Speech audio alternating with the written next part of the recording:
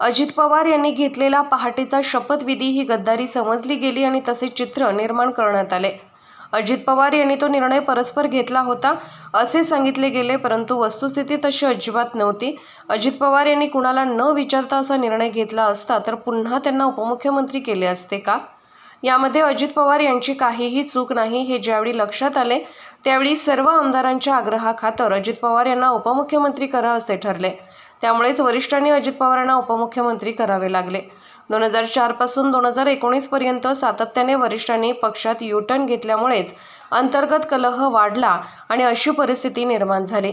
कधी आदित्य ठाकरे यांना मुख्यमंत्री करण्याचा प्रस्ताव तर कधी सुप्रिया सुळे यांना मुख्यमंत्री करण्याचा प्रस्ताव तयार केला गेला। या पुत्र आणि पुत्री प्रेमातून दोन्ही पक्षात फूट पडलेली दिसत आहे। हीच कारणे त्यामागील दडलेली आहेत। काम करणाऱ्या प्रशासकीय यंत्रणेवर, निवडणूक यंत्रणेवर संशय घेणे हे उद्धव ठाकरे यांचे सततचे रडगाणे आहे। ही यंत्रणा एकतर्फी काम करते तर मग तुम्हाला निवडून येण्याची खात्री कुठून आली आहे?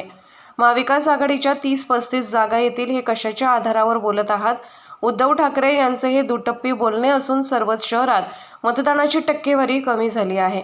उन्हाचा वाढलेला पारा आणि मतदारांचा निरुत्साह यामुळे मतदान कमी झाले।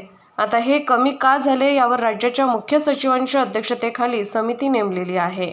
त्यांच्या वतीने करण्यात आले त्यावर आपलं काय म्हणणं? उद्धव ठाकरे साहेबांचं हे सातत्याचं रडगाणं आहे।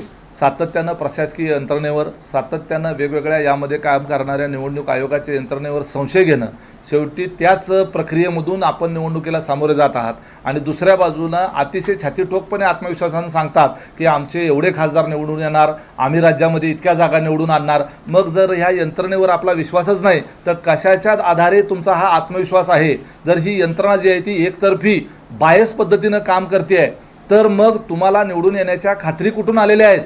तुम्ही जे सांगताय आमचे 30 जागा येतील आणि 35 जागा येतील आणि महाआघाडीच्या एवढ्या जागा येतील, हे कशाच्या आधारावर तुम्ही सांगताय?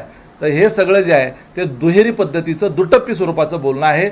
शहरांमध्ये तुम्ही जर पाहिलं, सर्वच शहरांमध्ये मतदानाची टक्केवारी ही आहे ती कमी आहे आणि मुंबईमध्ये असलेला उकाडा, एकंदरीत असलेला काही मतदारांमधला निरुत्साह, या सगळ्या पातळीवर मतदान कमी झालं। मतदान हे जास्तीचं व्हायला पाहिजे, ते कमी झालं। याच्या संदर्भामध्ये चौकशी करण्याच्या करता राज्याच्या मुख्य सचिवांच्या अध्यक्षतेखाली समिती नेमलेली आहे, याची आपण नोंद घेतली पाहिजे। जातो मग अजितदादांनी पहाटेचा शपथविधी जो सकाळचा होता तो शपथविधी घेतला।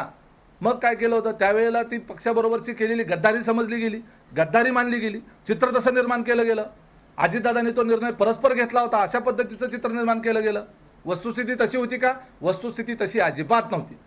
जर तशी खरी वस्तुस्थिती असती, अजितदादांनी जर कोणाला न विचारता मनाचा कारभार केला असता तर पुन्हा त्यांना मुख्यमंत्री उपमुख्यमंत्री केलं असतं का? तसं अजिबात नव्हतं।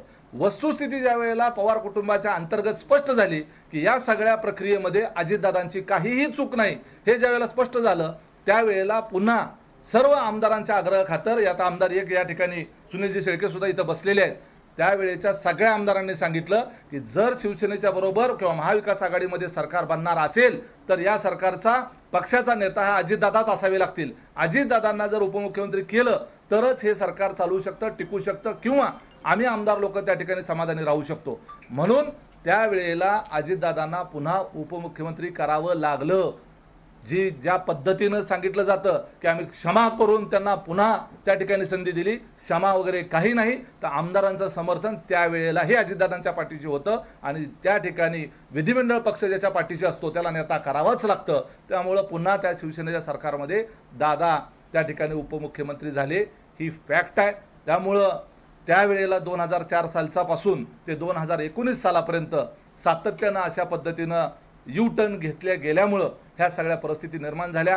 कुठं आदित्य ठाकरेंना मुख्यमंत्री करण्याचा प्रस्ताव तर कुठं सुप्रिया सुळेंना मुख्यमंत्री करण्याचा प्रस्ताव, यातून पुत्र आणि पुत्री प्रेमाच्या मुळं ह्या दोन्ही पक्षामध्ये आज आपल्याला जी काही फूट पडलेली दिसते याची कारणं जी आहे त्या पुत्र आणि पुत्री प्रेमामध्ये दडलेली आहेत। एवढंच या ठिकाणी मला नमूद करायचं।